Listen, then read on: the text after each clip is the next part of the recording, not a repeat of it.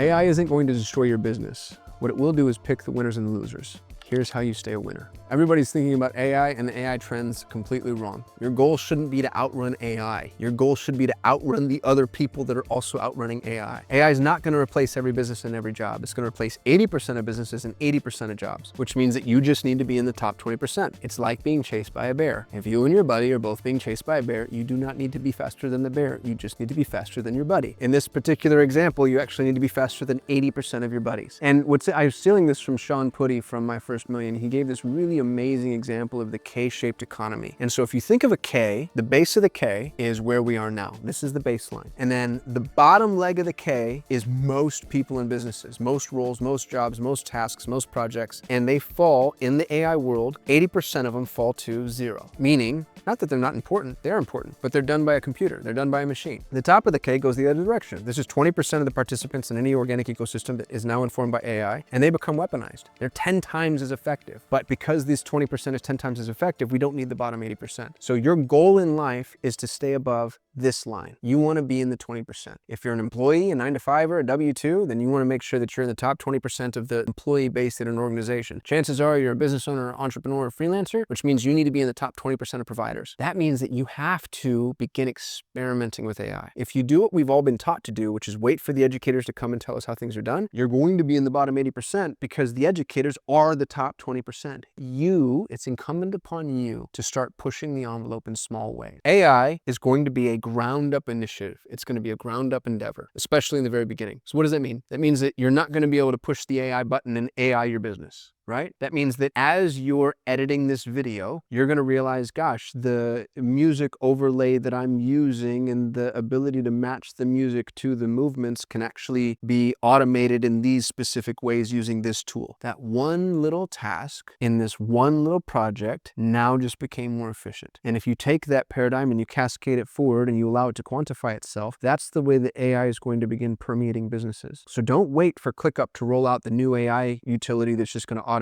everything that you do inside of ClickUp. Look at every single task that you're undertaking and begin determining how it can be AI informed. And if you don't know, by the way, you can ask AI. Start asking ChatGPT. Explain your processes. Break down your standard operating procedures and just show the tools what it is that you're doing, and they'll come back to you with some really amazing things. And this shouldn't be just you, by the way. This should also be your employee base. Sean Clark, if you don't know Sean, he's the CEO of High Level, which number one is a $2.5 billion organization. He's still majority owner of. And number two, he happens to be the most engaged CEO I've ever known in my entire life. He's an unbelievable leader. He's such a fun person to learn from. Sean said something, he spoke to my mastermind, and he said, one of our key performance indicators is how much of the job our engineers can get done with AI. Think about that. One of the brightest CEOs in the world is incentivizing his team, not just incentivizing, but demanding that his team uses AI and is asking his team to increase the percentage of the work that's actually being done by AI, which is so funny because I know so many people who are worried about their team using AI. They actually feel like, oh, it's you got out of work. Use ChatGPT for that. You're not doing the job I'm paying you to do. You want to change your paradigm. You want people that are able to weaponize themselves. And if you want to protect your people, save your people, avoid layoffs, you want to bring your people in the top 20% in aggregate. You want to be in the top 20% because when the bottom 80% falls off, their entire client base becomes available and accessible to you. So if you want to survive the AI trend, the onslaught, the flood that's coming, the meteor, choose your analogy, it's really important that you start experimenting now. The experimentation phase is a phase that most entrepreneurs aren't comfortable with. Most people wait. They wait until the educators can tell us, hey, we've actually cracked the code and here's how it worked. That's not going to work any longer. That entire thesis of doing business is now obsolete. The only people that will survive are the people that invest in R&D, which is research and development, the people that experiment themselves, because that's going to keep you ahead of the trend. But you don't have to experiment by yourself. You can experiment with these amazing tools. So start right now. Look, here's the thing. Most people are afraid of failure. That's fine. What you need to be more afraid of is getting left behind. The fear of getting left behind needs to dwarf